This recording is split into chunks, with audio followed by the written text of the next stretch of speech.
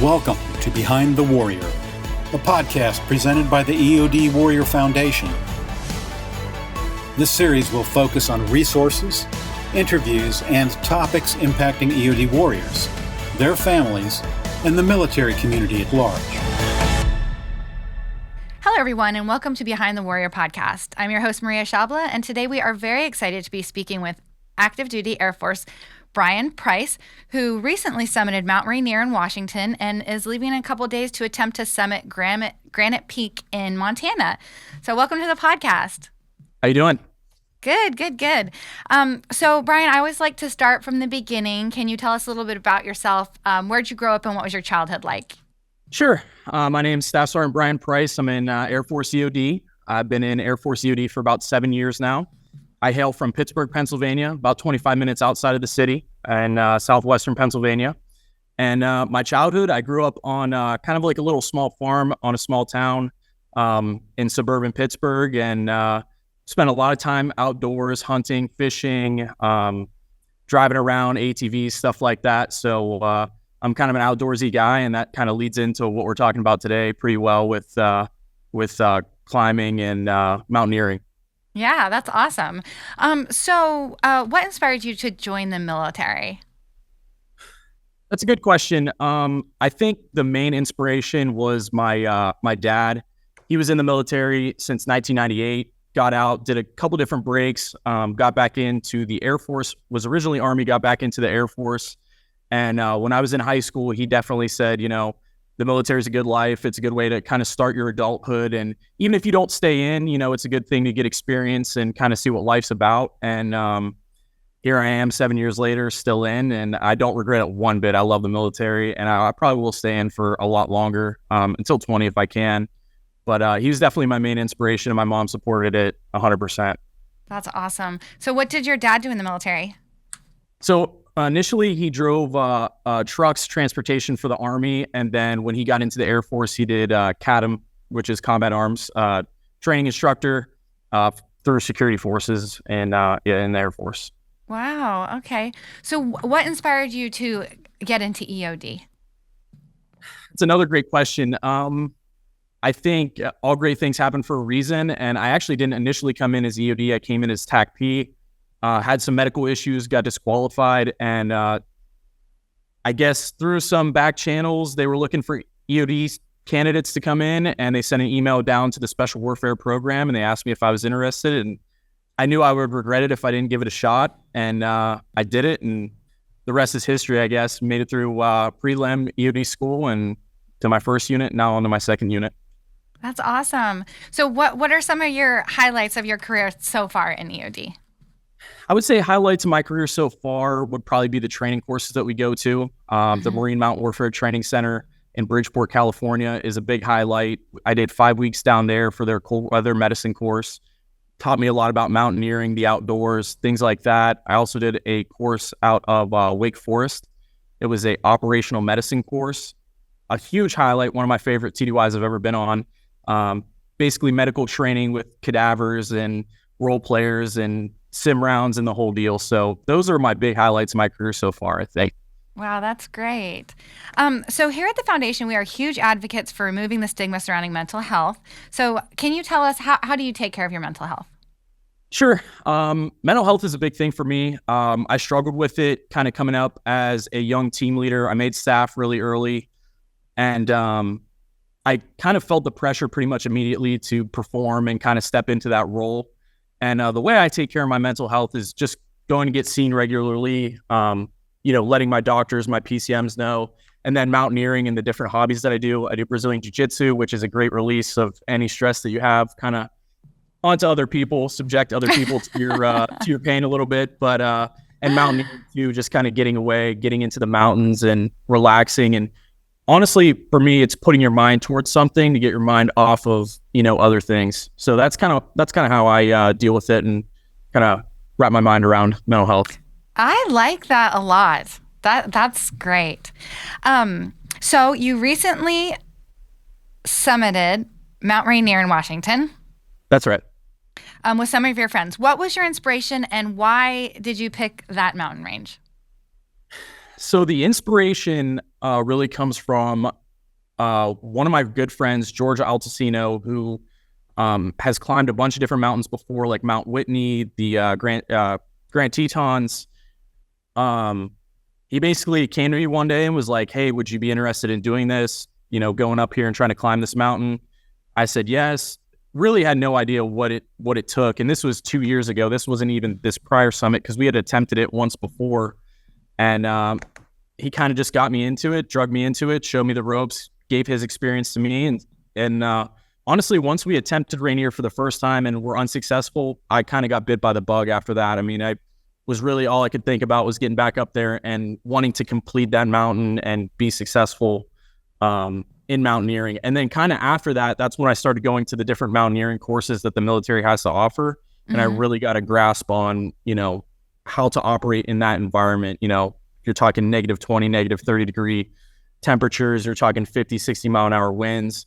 And now that we have now that we have Rainier under our belt, which is one of the hardest in the United States, we're kind of just looking for what's next. We kind of have to travel though, because in the lower 48 states, Rainier is kind of the benchmark to say, hey, if you can do Rainier with the glacier travel, with the harsh conditions, bad weather, you have to start looking outside of the country for harder summits than that. Wow. So this is all kind of new to me. Can you tell us about the first attempt? What happened? Sure. So essentially what had happened was there is a lottery system to climb Mount Rainier, right? A lot of mountains are like that. It's to prevent too many people from going up on the trail. It can get really dangerous because the trails are very narrow. There's a lot of rock falls and things like that. So they don't want to overload the trails. Mm-hmm. So we had to put into this lottery system, and we got a date that was late in August, which is not a favorable time because the snow and the glaciers are starting to melt. And essentially what had happened was we made it to about 11,000 feet elevation, and the trail had decomposed to a point to which we couldn't reach the summit anymore without really rerouting miles and miles around some of the event. Essentially, they're called crevasses, these big holes that open up in the glaciers. It just made it impossible to summit. So we had to turn around and come back down. And we were kind of heartbroken because we knew we had it mentally. We knew we had it physically, but there just really wasn't a way. So we had to kind of turn back around and go down. But it was a great experience, and it was really nice to kind of see the mountain for the reattempt, because you knew exactly where you were going, what to expect, the ins and outs of the mountain and kind of what you needed to know before we did it again, and kind of brought a bigger group, because initially when we attempted, it was just myself and George Altesino. And then the second time around, we brought some other guys, Jared McKenzie and Nathan Coulter came up with us, also Air Force EOD techs. Mm-hmm. And we kind of comprised a big climbing team to get that done. And it was nice with more people because it's a little bit easier with the gear. You spread the gear out a little bit more evenly and carry less weight, which is equals to less pain and quicker travel times. Interesting. So how did it feel when you were able to summit Mount Rainier the second time? For me, it was obviously it felt really good to do. It really didn't register until we got back down to the car a day later, 10 hours of hiking after we had summited. It really didn't register until then, because it was about -30, -20 degrees at the top, 50 mile per hour winds. For me, I didn't want to be up there any longer than I had to. I mean, my lips were chapped, my face was dried out, sunburn, windburn, the whole thing. And you're exhausted too, right? You just put in 8 hours straight. You start at 2:00 in the morning, put about 8 hours in of hiking to get to that summit. I just wanted to get down. I was like, this is awesome. We're going to take a couple pictures. Let's get down. As soon as we hit that car though, it was awesome. I mean, I was like, wow, we actually did that. And driving away from the mountain, it's gorgeous, and you kind of see it, and it really registers what it means to actually, be at the top and what it took. But I mean, it felt good, but afterwards was really when it hit home. Yeah. We had talked earlier, and I had said, what did it feel like to be on top of that mountain? And you're like, well, it's not like this romanticized, like, epiphany moment, because you had mentioned you have the climb down still. Right. Yes. So the other thing is that the climb down is most of the time more dangerous because the sun is heating the snow and the ice up and makes it a slippery condition. And also you're traveling downhill, which is, harder essentially to walk.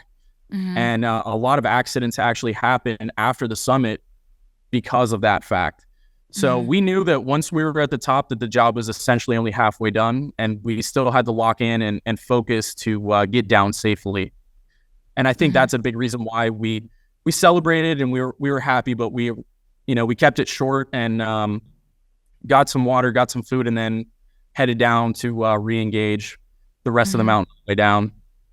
So what's the elevation, and then how long did this whole trek take you guys? So the top elevation is 14,411 feet.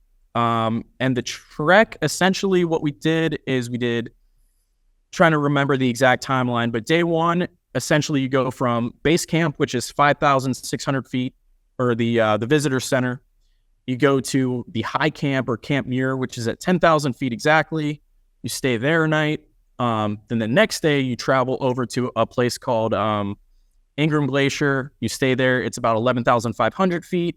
You get some rest. It's kind of a short day. You get some rest kind of in the evening, and then you wake up early in the morning and you travel for 8 hours from that point to the summit. And then you have to travel back down to your base camp at 11,500 feet. So you do get to leave some gear behind there, your tent and things like that, if you're confident that the wind is not going to blow it away, which we were very concerned about and very happy to see that our tent was still there when we got back. But so you're talking, upwards of 20 hours, maybe 25 hours of actually hiking on your feet. It's pretty miserable. It's if people say that hiking is fun, they're lying, because hiking in itself is not really a fun thing to do, right? You're carrying weight on your back and you're in pain, your knees hurt, ankles hurt, you're getting blisters and things like that. However, the satisfaction that you get from completing that, whatever summit it is, whatever climb it is, or, just testing yourself and using your skills and your knowledge, that is the really gratifying thing about, doing these hikes and these climbs. Wow, that is wild. So the Granite Peak in Montana, you have attempted to summit that one, you said? Yeah, we did. We did actually the week prior to doing Rainier, which we look back now as probably a strategic misstep because it tired us out before we did Rainier for sure. We were definitely feeling it. And then also it was very early in the season to do an attempted summit at Granite Peak. We were actually the first people to attempt it this calendar year. And there was just too much snow. There was snow up to our waist and it was too hard to travel essentially. And we were cramping up really bad because you had to lift your legs so high to get it into another step in the snow. And so we kind of called it around, I think it's probably 10,500, 11,000 feet. We called it and said, we can't go on any further and we have to turn back around, which is, like I said, from Rainier the previous year, it's heartbreaking and you don't want to do it. But sometimes that's the hardest decision in mountaineering, is saying, hey, we can't do this and it's not safe, or it's not feasible, it's not beneficial for us to continue. And I think, I'm excited for the reattempt because I think about it a lot, and we all think about those times that we weren't able to summit, and but we're motivated now. We're ready to go next week. So who is we? Who's going to be going with you? So it's going to be George Altacino, kind of my right-hand man with the mountaineering and the climbing. He got me in, taught me everything I know, got me into the sport. And then I'm going to bring my dad, who has never done anything like this before. So that's going to bring its own new kind of challenges and I guess fun parts to it, because you get to teach somebody who doesn't really know anything about it. You get to kind of show them the ropes, but it'll definitely be an interesting trip. Wow, that's exciting. And maybe he'll get bitten by the bug too, and then you'll have Hopefully. another. Well, so I'm kind of curious about, can you tell us what was similar or what was different between these two peaks? Sure. Rainier is the largest fully glaciated mountain in the lower continental United States, lower 48. So essentially what the difference is there's always ice and glaciers on Rainier, and Granite Peak, there's snow and things like that, but there's not really any glacier travel. And when I say glacier travel, that is essentially the premise that you're going to tie a rope between you and your partners. And if somebody falls into a crevasse, those big cracks that are in the glacier, that you're going to have to rescue them and pull them out, right? Oh, so I think that is the key thing that is different, is that glacier travel, because it does bring a lot of extra equipment that you have to bring, and kind of concern that you have as you move up the mountain, because a lot of people have perished on Mount Rainier, and people pass away up there every year, as well as Granite Peak, not quite as frequently, but it does happen. So it's always in the back of your mind, like, hey, this, are the next steps that we're going to take be into a, 200 or 300 foot deep hole, essentially. And kind of when you fall into one of those, the chances of making it out are pretty good if you're using proper glacier travel. But if you're not, it's really bad. It's really hard to rescue you. So you're also putting your life in other people's hands, which is a hard thing to do. But with the guys that we had up there, I would have no problem doing that, and didn't have a problem putting my life into their hands. But if you do mountaineering, definitely the people that you do it with is very important. Wow. That's so wild. So how long have you been climbing now? A couple years? When did you start? So as far as mountains goes, yeah, it's been about three, maybe coming on to 4 years. But I've been doing like recreational rock climbing and going to some technical rescue courses and things like that, basically since I've been in the military. I met George Altsina, the one who taught me, the ins and outs of all this stuff, at my first duty station in Seymour Johnson, North Carolina in 2020. So kind of once I got introduced to him, he's the one who kind of got the ball rolling. So, it's been about 4 years since I gotten into the sport. Mm-hmm. And you said you got bitten by the bug. So what is that? What is it? Why do you climb?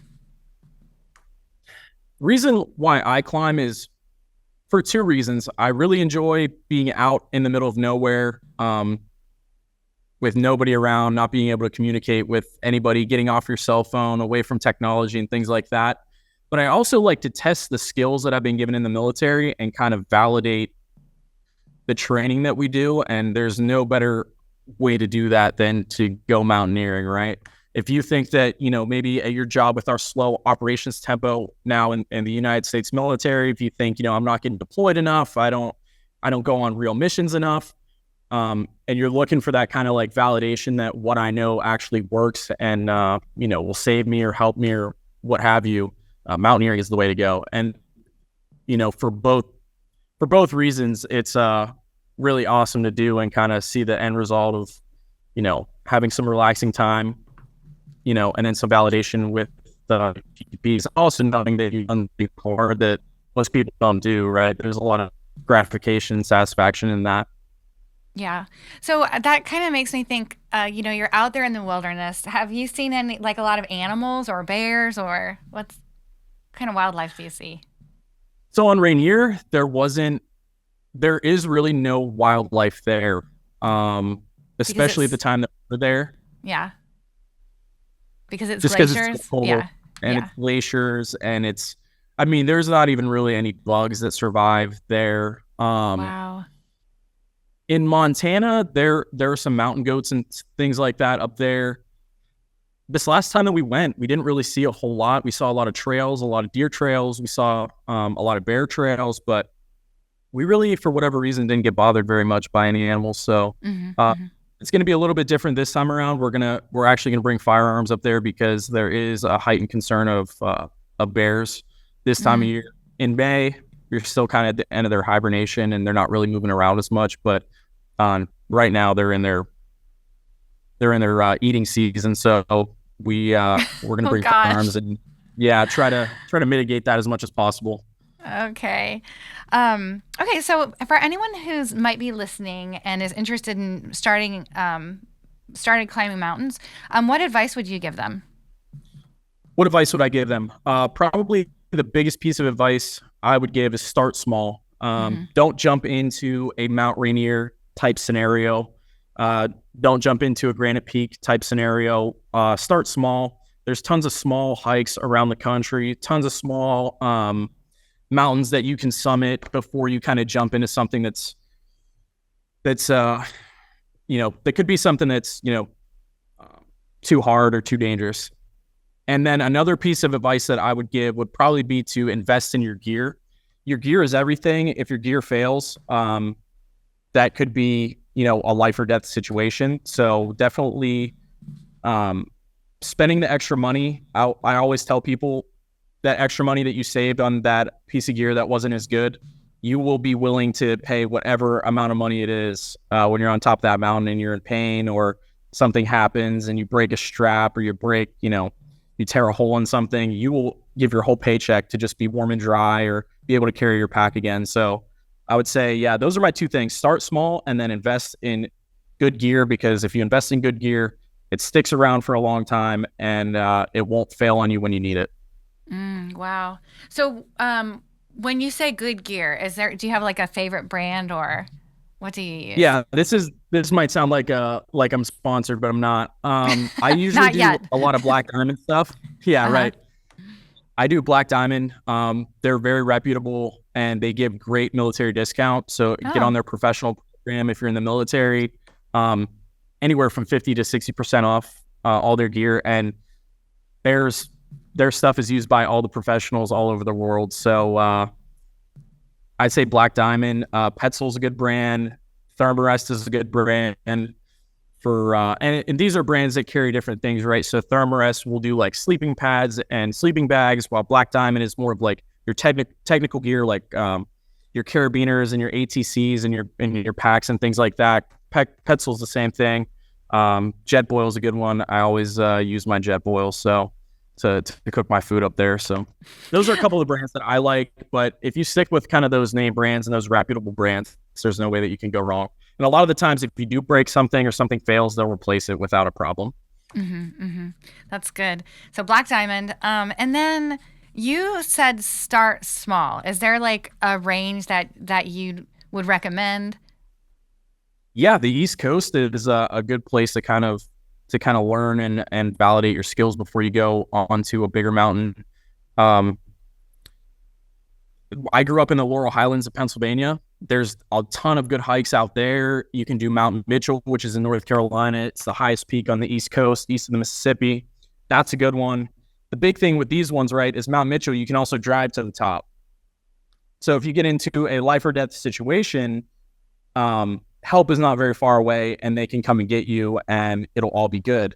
Once you start jumping to these big mountains, like Granite Peak is 15 to 20 miles away from the nearest like human contact. So you're talking about guaranteed helicopter evacuation, which takes time, and time equals to kind of bad things unraveling on the mountains. So same thing with Rainier. There's really not a lot of ways to kind of get you down from there. So making sure you know what you're doing before you go up there is important. But yeah, if you do the mountains, even there's some 14 like Pikes Peak in Colorado. If you want to do a 14er, that's over 14,000 feet, but there's a road to the top. So if you need any help or assistance along the way, like somebody can come get you.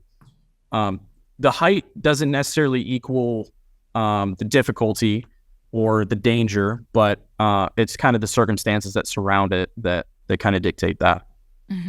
Interesting.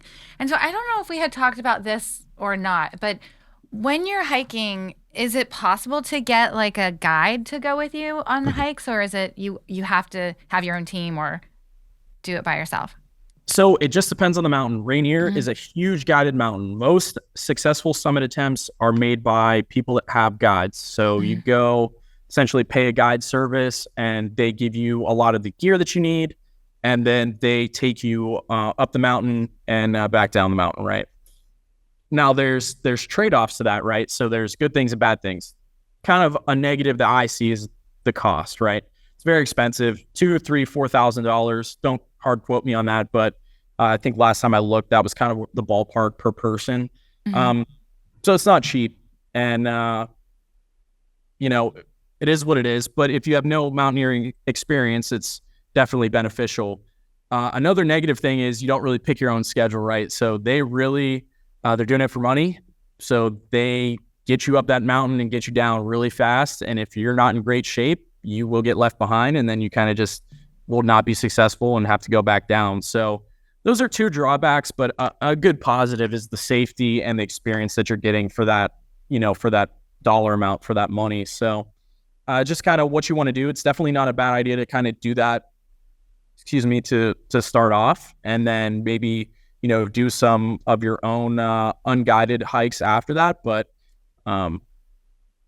definitely I would just say do your research and make sure you know what you're getting into before you get a guide service or don't get a guide service. Just make sure you do your research.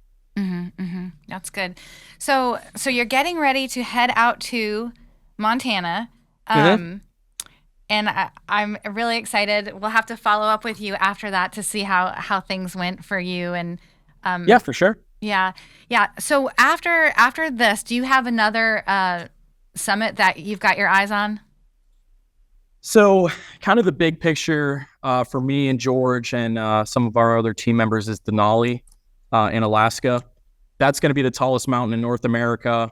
It's kind of a toss-up what we do first, because we're kind of in talks right now about possibly doing Mount Blanc in Europe, which is the tallest mountain in the European continent. So it kind of just depends on timing, I think, and kind of where everybody's at, because these expeditions that we're doing now are getting away from like maybe a 1.5 week, long trip into 3-4 week trips that obviously come with a big price tag and are kind of harder to execute than the Rainiers and the Granite Peaks. But yeah, kind of big picture for us is Mount Blanc in Europe and then Denali.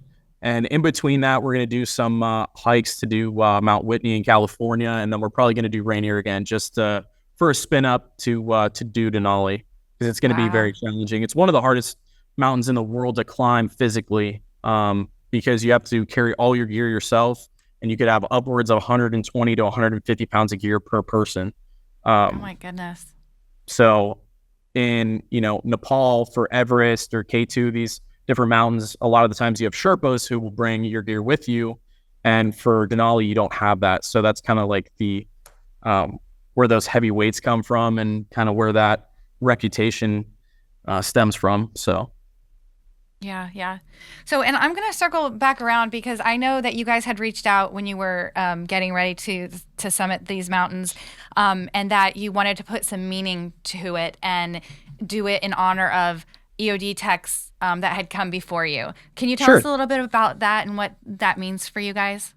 Yeah, for sure. I mean, I think for all, everybody in my group and a lot of EOD techs alike, if there's an opportunity that we can make sure that those who have paid the ultimate sacrifice are not forgotten, I think we're going to do that. And I think it just gives that extra layer of motivation to say, like, hey, we're hiking up this mountain. It sucks. My knees hurt. My feet hurt. Everything hurts. I don't really want to keep, doing this. It kind of gives you that next layer of motivation to say, hey, we're doing this for a reason. This is something bigger than just myself.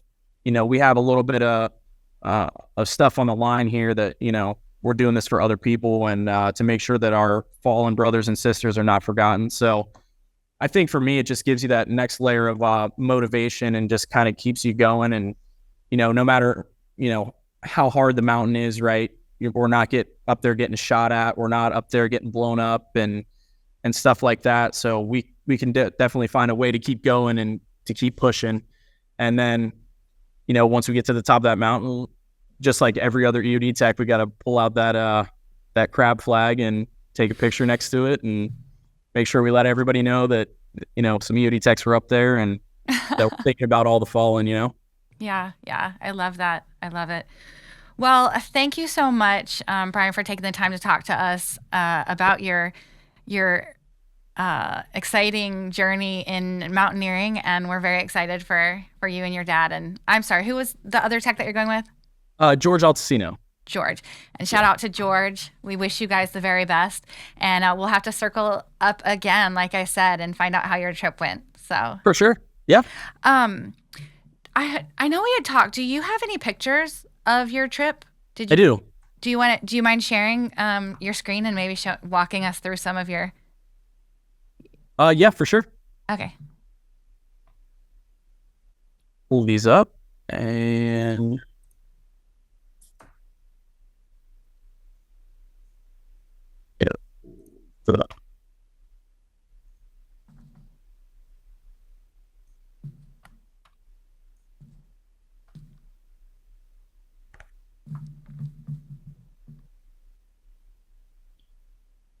Is that Oh my. sharing right there?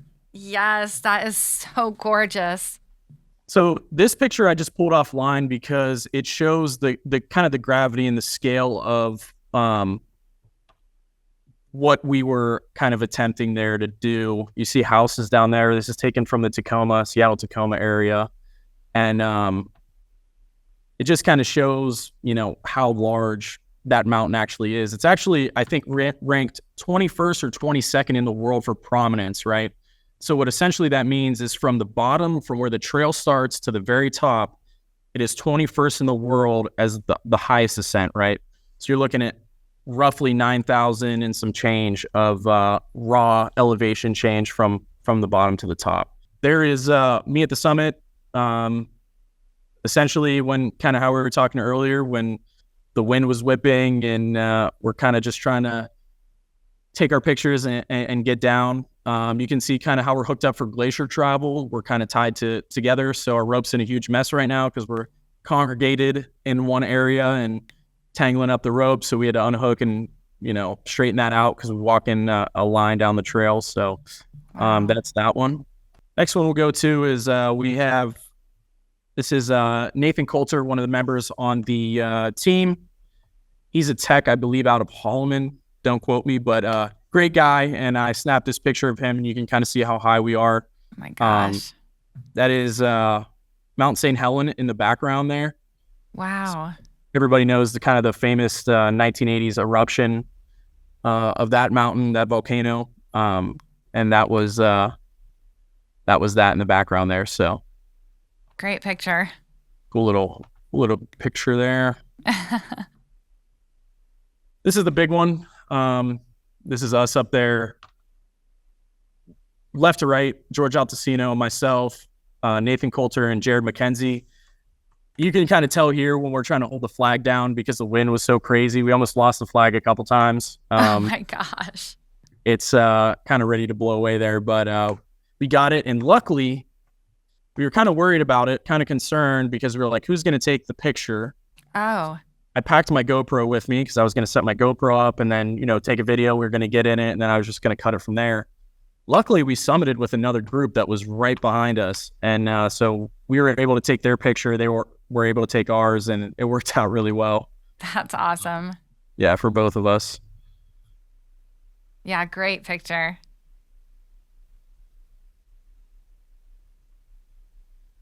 Here with this one. So this is on our way up on the second day. So a lot of the conditions were like this. Essentially what you have is we're in the clouds in this picture. So we're in the cloud line and it was snowing, blizzarding. Wind was kind of ripping through there. And can you see my cursor? Mm-hmm. Okay, so right here is where we actually ascended up, crossed this ridge, and then headed up the mountain. So a lot of the conditions were like this. The whole first day was honestly worse than this. If George was taking the picture here on the first day, you couldn't see us from this far away. So, wow. Yeah, the weather changes in an instant up there. So it's definitely can be kind of dangerous. And the last one I have here is just a picture that I took. This is a picture that I took, just kind of snap panoramic. In the right-hand corner, you have Mount St. Helens over there, and this is looking at about 13,000 to 13,500 feet as the sun's coming up, and we're about 2 hours away from summit at this point here. So, wow, that's taking stunning. a break, we took a nice picture, and yeah. Yeah, that is gorgeous. Well, thank you so much for sharing those. Yeah, for sure. It makes it so real, like listening to you tell us about it is like one thing and it sounds scary, but then just actually seeing the pictures, it's like, holy cow, that's incredible. Yeah. Well, yeah, it's definitely a good time. Yeah. Not for the faint of heart though. Right. Well, Brian, thanks again for taking the time to share your experiences with us, and hopefully we have some people that might have listened to this podcast that might have a new interest in learning more about climbing mountains. And For sure. That was great advice that you have for anybody interested. So as is our tradition, we're going to end the podcast with a couple questions of your favorite things. Mm-hmm. So the first thing is, what is your favorite thing about climbing mountains? Favorite thing about climbing a mountain is getting to the top. 100%. Completion of the task that you set out to do. Yeah, that's good. Okay. What is your favorite piece of mountain climbing equipment or gear? You already said Black Diamond, but... Favorite piece of gear? This is a good one. I'd say it's probably my Patagonia down like mid-layer jacket that I have, because it's incredibly warm. I've wore it to a bunch of different climbing things, and then also I wear it for work sometimes, and it's awesome. That's probably my favorite piece of climbing equipment for sure. That's awesome. Okay. When a climb gets difficult, what keeps you going? The people around you. Mm-hmm. If you had to do it alone, if I had to do it alone, I probably would not be successful.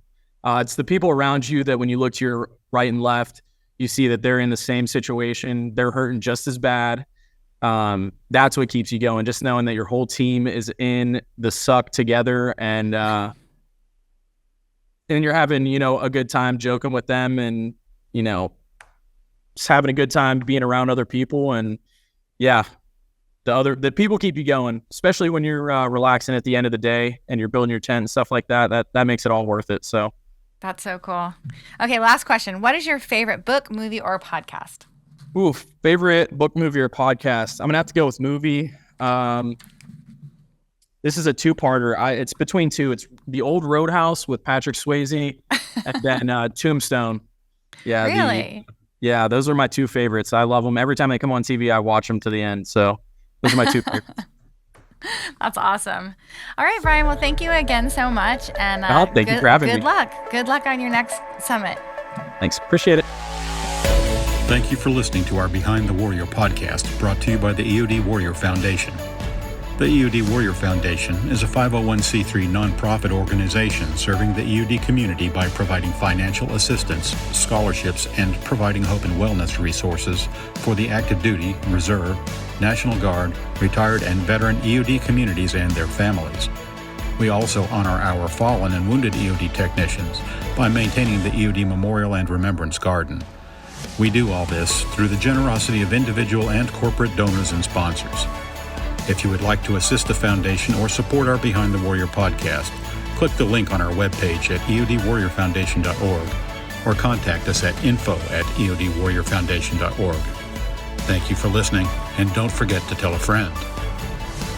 The various opinions, beliefs, and viewpoints expressed by guests, contributors, and participants of the Behind the Warrior podcast are their own and are intended for informational purposes only.